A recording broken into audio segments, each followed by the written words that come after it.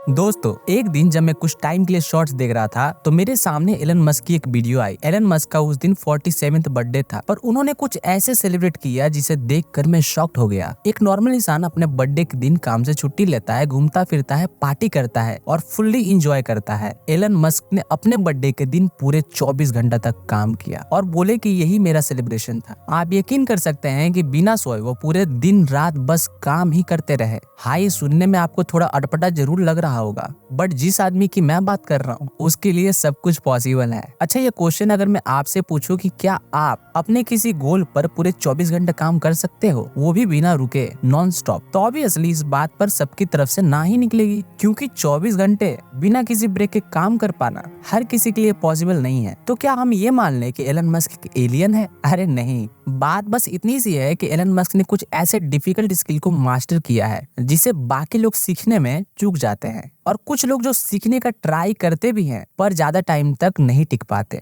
पर अगर कोई इन स्किल्स को मास्टर कर ले तो शायद कोई एलन मस्क की तरह तो नहीं, पर पहले से काफी ज्यादा अपनी लाइफ में वो हाईली प्रोडक्टिव इंसान बन जाएगा। पर आखिर ये डिफिकल्ट स्किल्स है कौन कौन सी? तो अगर आप भी इस डिफिकल्ट स्किल के बारे में थोड़ा डिटेल में जानना चाहते हो, उन्हें सीख कर खुद को पहले से ज्यादा प्रोडक्टिव बनाना चाहते हो, तो इस वीडियो को पूरा देखना, क्योंकि हर एक स्किल आपकी लाइफ को इम्प्रूव करने में बहुत काम आने वाली है। So let's begin. Number 1, speaking up. अभी एक रिसेंट रिसर्च में पाया गया है कि 75% से ज्यादा लोगों को पब्लिक स्पीकिंग से बहुत डर लगता है। कुछ लोगों को पब्लिक स्पीकिंग का नाम सुनते ही घबराहट होने लगती है, तो कुछ तुरंत ही पैनिक हो जाते हैं। पर यहाँ सिर्फ पब्लिक स्पीकिंग की बात नहीं है। अगर किसी को दूसरे के सामने अच्छे से बातचीत भी करनी है तो उसके लिए उनको दूसरों के सामने अपनी बात रखनी आनी जरूरी है। शायद आपको इस बात पर यकीन ना हो, लेकिन वर्क प्लेस कम्युनिकेशन स्टैटिस्टिक्स के मुताबिक 86% एम्प्लॉइज दूसरों से कम्युनिकेशन करने और अपने आइडियाज को दूसरों के सामने रखने की हिम्मत तक नहीं कर पाते। रीजन वही है कि उनको सही टाइम पर अपनी बात कैसे रखनी है इसका कोई आइडिया नहीं होता।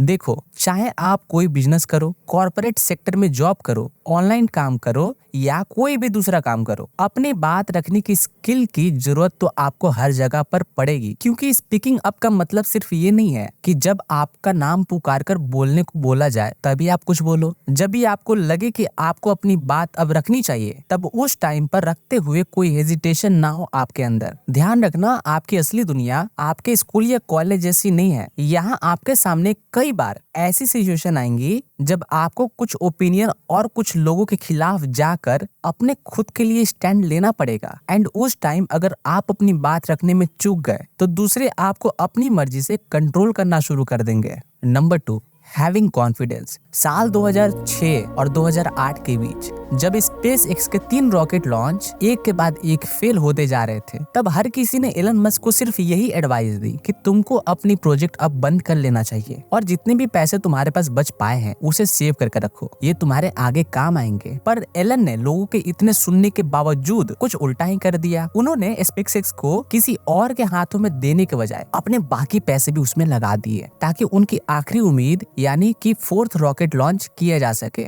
एलन मस्क के इस फैसले से सभी हैरान थे, क्योंकि लगभग 99% चांसेस था कि वो लॉन्च भी फेल हो जाएगा। पर सरप्राइजिंगली उनका 4th लॉन्च सक्सेसफुल हो गया और इस सक्सेस को देखते हुए स्पेस एक्स को नासा के साथ $1.6 बिलियन का कॉन्ट्रैक्ट मिल गया, जो स्पेस एक्स को वापस खड़ा करने के लिए काफी था। स्पेस एक्स जो एक टाइम में ऑलमोस्ट बैंकरप्ट होने वाली कंपनी थी, वो आज यानी कि अभी के टाइम में $बिलियन कंपनी है। और इस चीज को पॉसिबल कर दिखाने का पूरा क्रेडिट एलन और उनके कॉन्फिडेंस को जाता है। जिस टाइम लगभग सब कुछ उनके खिलाफ हो रहा था, तब भी उनको खुद पर यकीन था। उनको यकीन था कि उनका ये प्रोजेक्ट जरूर कामयाब होगा और इवेंचुअली ऐसा हुआ भी। सो कंक्लूजन इस पॉइंट का यही है कि अगर आपको खुद पर यकीन है तो जो भी आप सोच सकते हो वो आप कर सकते हो। बस खुद पर भरोसा रखो और कंटिन्यूअसली अपने गोल पर काम करते जाओ। Number 3, manage your time. ये बात हम सभी जानते हैं कि एलन मस्क का एक या दो नहीं बल्कि मल्टीपल कंपनी को रन कर रहे हैं और उन सभी कंपनी को मैनेज करने के लिए दिन में उनके पास भी 24 घंटे ही होते हैं। बट अगेन सवाल यही है कि जहाँ एक आम आदमी के लिए एक काम मैनेज करना इतना भारी पड़ जाता है। तो एलन मस्क में अब ऐसी कौन सी शक्ति आ गई है जो इतना सब कुछ मैनेज कर पाते हैं? वेल, इसका जवाब बहुत सिंपल है, क्योंकि उनके पास टाइम मैनेजमेंट की एक प्रॉपर स्किल है। मैक्सिमम लोग पूरा दिन बिजी ना होने के बाद भी खुद को एक बिजी इंसान बताते हैं, पर एक्चुअल में वो उस टाइम को प्रोडक्टिव काम करने में कम और सोशल मीडिया और अनवांटेड एक्टिविटी करने में ज्यादा बिताते हैं। इन शॉर्ट, वो अपना मैक्सिमम टाइम अपने खुद की क्रिएट की गई चीजों में नहीं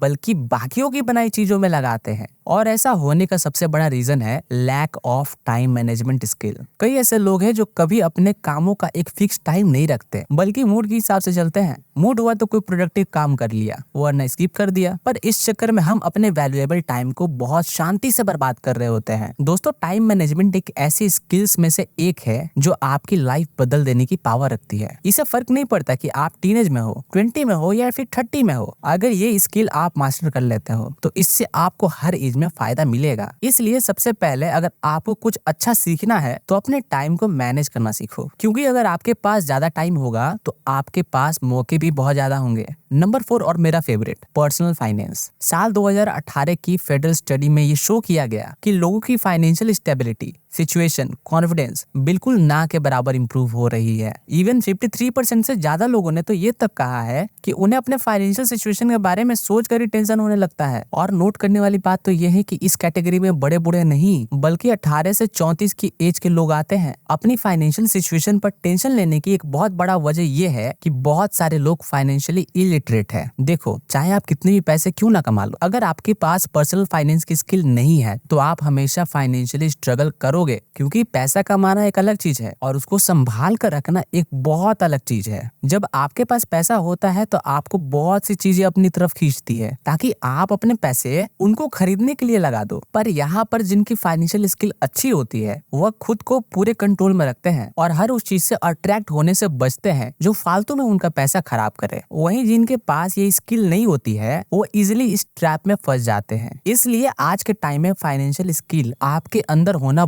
बहुत जरूरी है। ये स्किल ना सिर्फ आपके वर्तमान को ट्रैक पर लाता है बल्कि आपके भविष्य को भी बनाता है। Number 5, be consistent. एक रिसर्च कहती है कि 92% से ज्यादा लोग अपने गोल्स को अचीव करने में इसलिए फेल हो जाते हैं क्योंकि उनमें किसी भी तरह की कंसिस्टेंसी नहीं होती है। मतलब वो कंसिस्टेंट होकर अपने गोल पर लगातार काम नहीं कर पाते, जिस वजह से अंत में उन्हें उस गोल पर गिव अप करना ही बेटर दिखाई देता है। और दोस्तों, मैं आपको बता दूं कि कंसिस्टेंसी हमारा अचीवमेंट से सीधा कनेक्टेड है, क्योंकि शायद ही कोई ऐसा काम होगा जो आप इसके बिना अचीव कर सको। अगर आपको फिट होना है तो आपको डेली एक्सरसाइज करनी पड़ेगी। अगर कोई स्किल सीखनी है तो रेगुलर प्रैक्टिस करनी पड़ेगी, या अगर कोई कामयाब बिजनेस बनाना है तो आपको लगातार उस पर काम करना होगा। आप मान सकते हैं कि अगर आपके अंदर कंसिस्टेंसी है तो आप कुछ भी अचीव कर सकते हो। और यही रीजन है कि ये बहुत डिफिकल्ट स्किल में से एक है जो बहुत कम लोगों में देखने मिलता है। ये डिफिकल्ट स्किल डेवलप करने के लिए आपको एक टाइम पर एक ही चीज पर फोकस करना होता है, क्योंकि अगर कोई एक से ज्यादा चीजों में कंसिस्टेंट रहने की कोशिश करता है तो कंसिस्टेंट वो कम रहता है और डिस्ट्रैक्ट ज्यादा हो जाता है। सो गाइस, ये थी कुछ ऐसी स्किल्स जिसे अगर आप एक बार सीख लेते हो तो इसका फायदा आपको कुछ महीनों तक या फिर कुछ सालों तक नहीं बल्कि लाइफ टाइम मिलेगी। ये बिल्कुल एक इन्वेस्टमेंट की तरह है। जैसे पैसे इन्वेस्ट करने पर आप लॉन्ग टर्म तक रिटर्न पा सकते हैं, वैसे ही आप इसका भी फायदा उठा सकते हैं। और अगर आपको इस वीडियो से कुछ सीखने मिला है तो लाइक करो, अगर कुछ नहीं सीखने मिला तो डिसलाइक करो। And thank you for watching.